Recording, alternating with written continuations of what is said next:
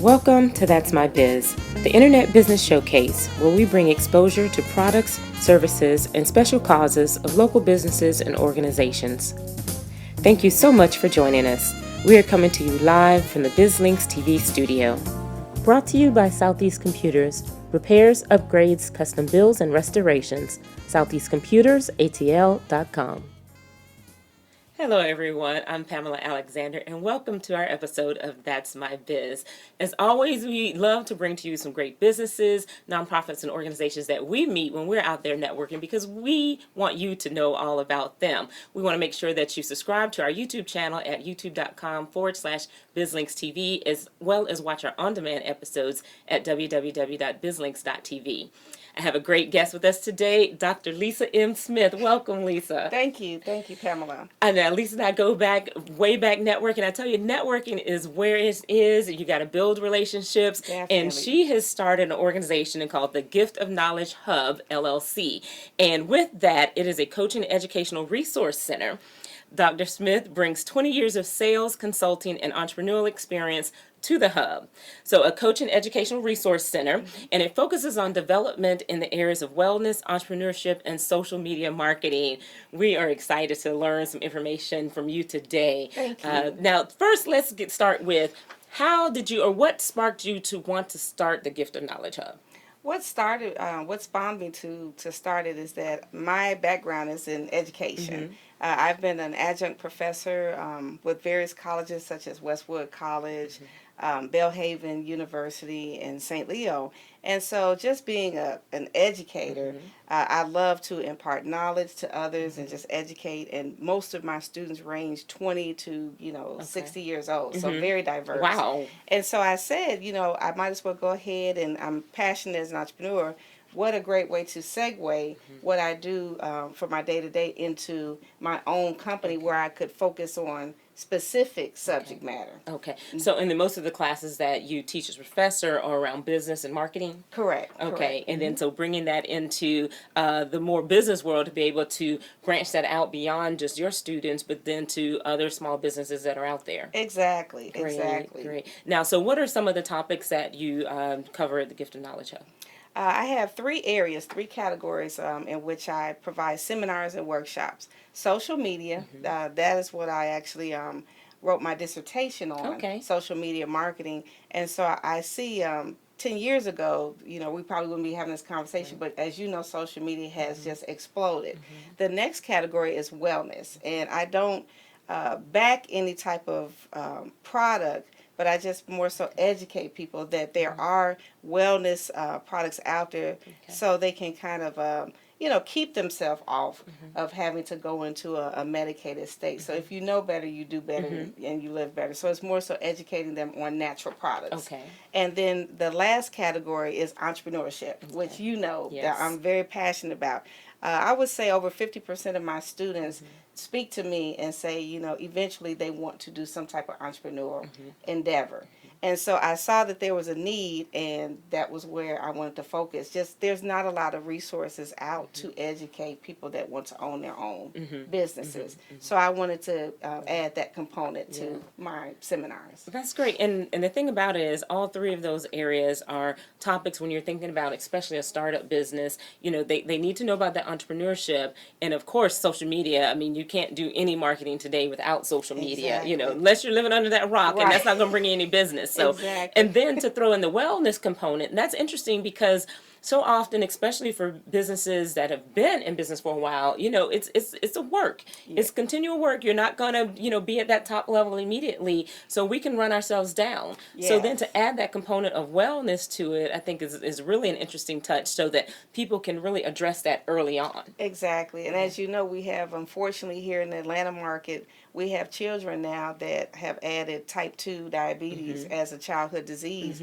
When I was in school, it was just chicken pox, mumps, and measles. So Right. that's alarming. Yeah. And again, just having there's so many resources, and the body was created Mm-hmm. to heal itself. Mm-hmm. So that's where I wanted to, add that information Okay, piece. great. So now tell us about, so how do you deliver the content to the individuals that work with the Gift of Knowledge Hub? Okay, great question. I have two formats: seminars and workshops. Okay. The difference is seminars are more informational Mm-hmm. purposes.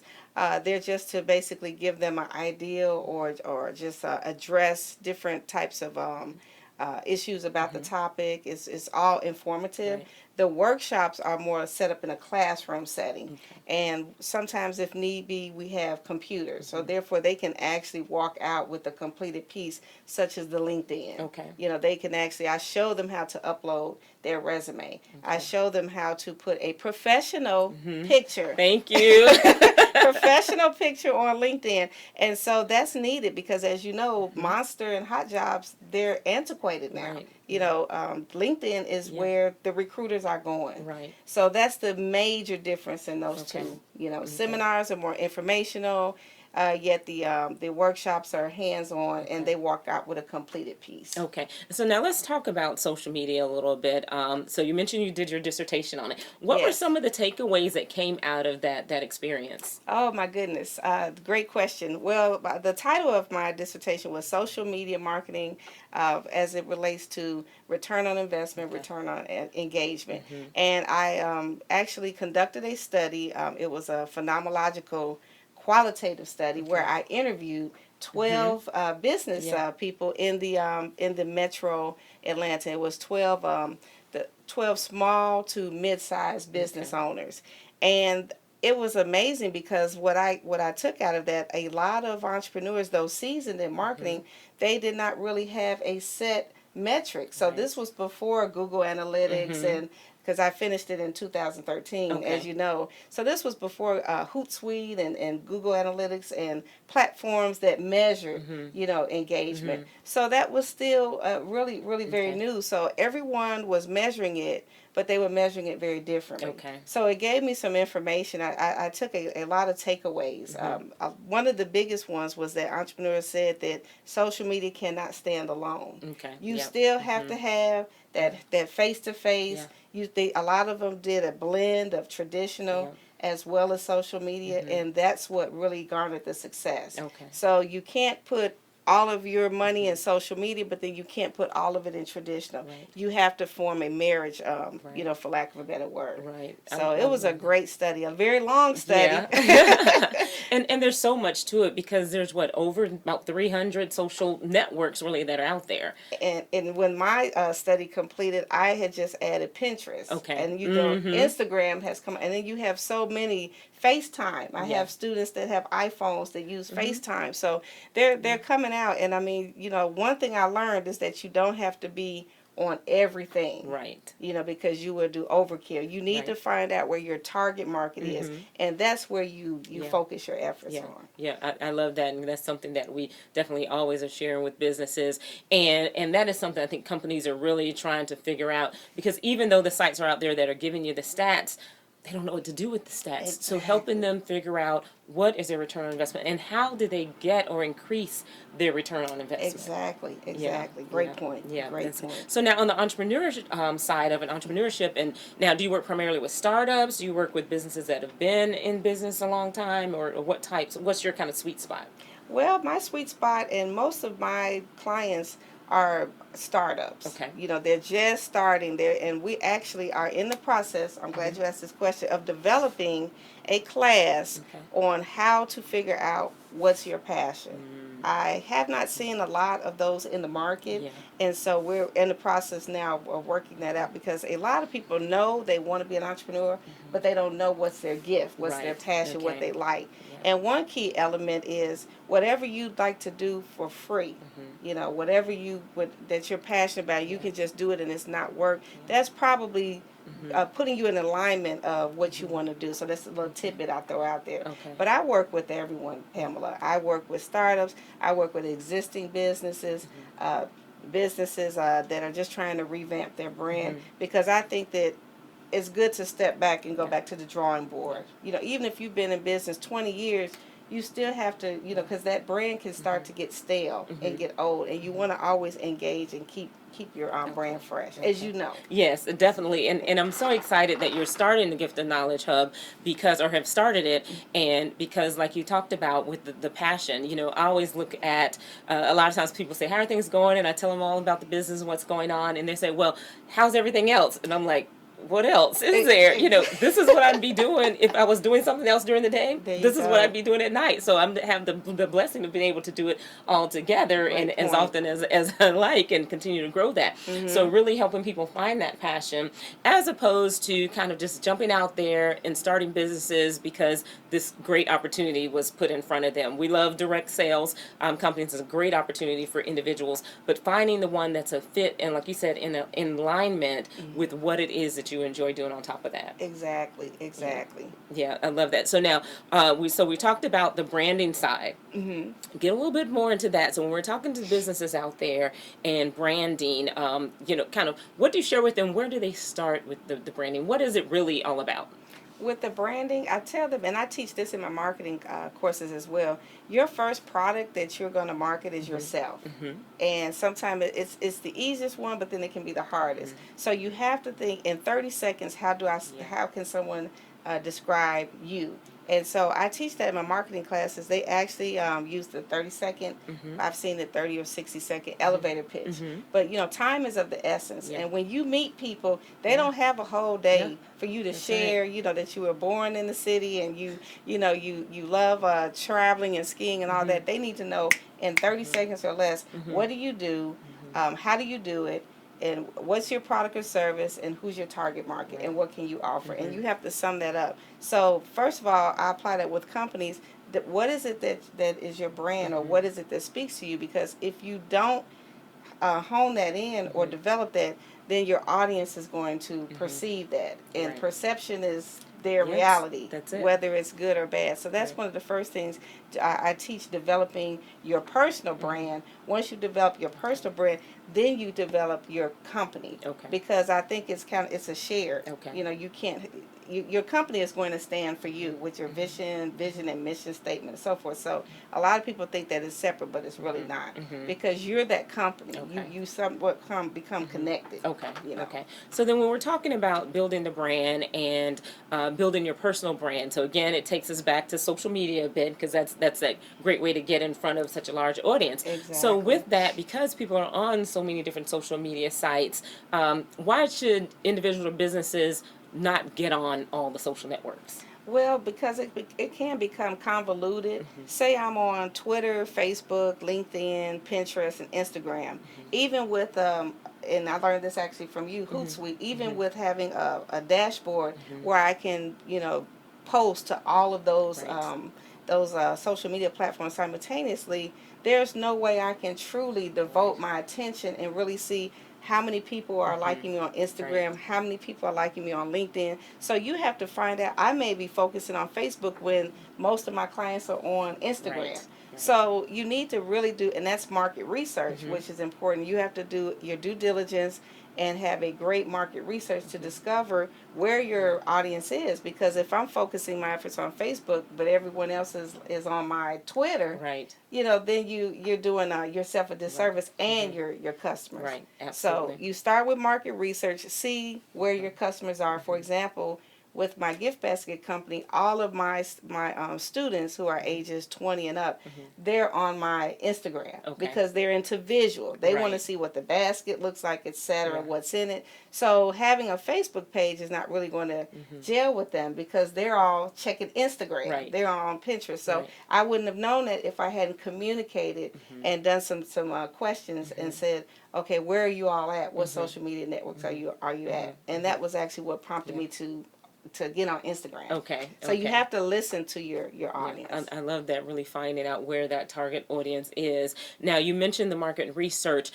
How do businesses really get started? Because that just seems to be one of the biggest challenges. So businesses just decide to ignore that part and do what they think people want. How do they really get started with the market research and truly find out what their clients want and where they are? Well, and that's a great question too. And that really, there's no carpet, or blanket area for one business. What works for one business may not work for Okay. another.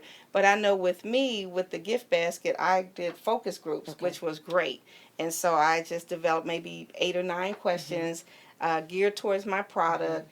You know, what type of baskets would you purchase? Okay. What would be your, would you spend, you know, between 40 and 70? How likely? Where would you shop for this basket? What occasion? And so forth. And that's what really prompted me. Case in point, I found out that more women were actually wanting Father's Day baskets because, as you know, that's a pretty much, I won't Yeah. say ignored, but the men Right, kind yeah. of get the shaft a little Yeah, bit, they do. you know, when it comes to in comparison with Mother's Day. So I would have never have created something different for fathers if I hadn't listened to, you know, the women in this. And it doesn't take long. You can use SurveyMonkey. Okay. You don't have to, you know, have everyone in a room like we used to back in the day. But now everything is email. Yeah. I sent them an email, a SurveyMonkey, used that, got the results. And that way I'm getting real-time results and I can make real decisions, you know, based on my company. But there's all type of market research, phone surveys. Think about when you're in the mall. They, you know, companies have been using this for years. And you know, Target with the receipts. Can we have your email? Right. All of this is Exactly. tracking consumer behavior. So Okay. you have to use it. Otherwise, you're going out into the market blindly. Yeah, yeah. So take something out of the playbook of what some of the other larger companies are doing, and then just kind of scale it down for your business. But definitely, service. It sounds like one of the best ways and most economical ways to at least get started. For a small business Yeah. that's on a budget, because Yeah. that cost me absolutely nothing. Right. Oh my goodness. So a lot of great information. You know, we wish this was a day-long show because there's so much that we can share with you. But the whole point is that you should check out Dr. Lisa M. Smith at the Gift of Knowledge Hub. Reach out to her, find out about her seminars and her workshops. So now, Dr. Lisa, tell us how people can get in touch with you so that they can get going and glean some of the knowledge from you. Definitely. Well, definitely visit my website. It's www.thegiftofknowledge.com. I'm sorry, www.thegiftofknowledgehub.com. And then you can also reach me. My direct phone number is on there as well, 678-542-4997. And we're just excited. We're traveling to our clients. We're actually in the process of getting a concrete location somewhere in the areas of Midtown, Atlantic Station. So I wanted to have something that's very MARTA friendly. But in the interim, just give us a call because we will actually come to you. I do a lot of travel to universities, colleges, and businesses. Okay, wonderful. Dr. Lisa, thank you so much for joining us. Thank you for having me. Wealth of information. We would definitely have to have you back on to share some more of that knowledge that you're gifted. I love the company name. It just fits so well. Thank you. I appreciate that. We thank you for coming out, and everyone make sure that you reach out to Dr. Lisa M. Smith at thegiftofknowledgehub.com and find out about the workshops and the seminars that are coming up and the other information that will be available out there on their website. Make sure that you check this episode out again and share it with others. You can watch it on demand at www.bizlinks.tv. You can also subscribe to our YouTube channel and watch our shows at youtube.com/BizLinksTV. And lastly, don't forget to like us on Facebook, on our Facebook page, also BizLinks TV. I'm Pamela Alexander, your host of That's My Biz, and with BizLinks TV Network, it's always we want to expose your business to the world.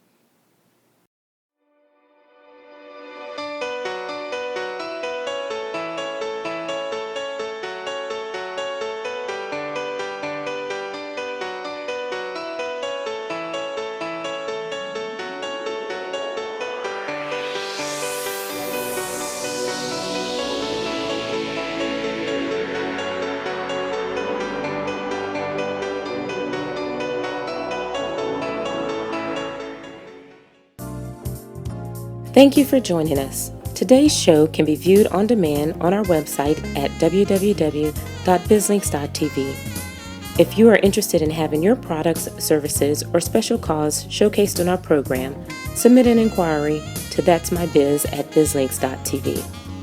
In addition, information on advertising and hosting your own show can be found on our website at bizlinks.tv.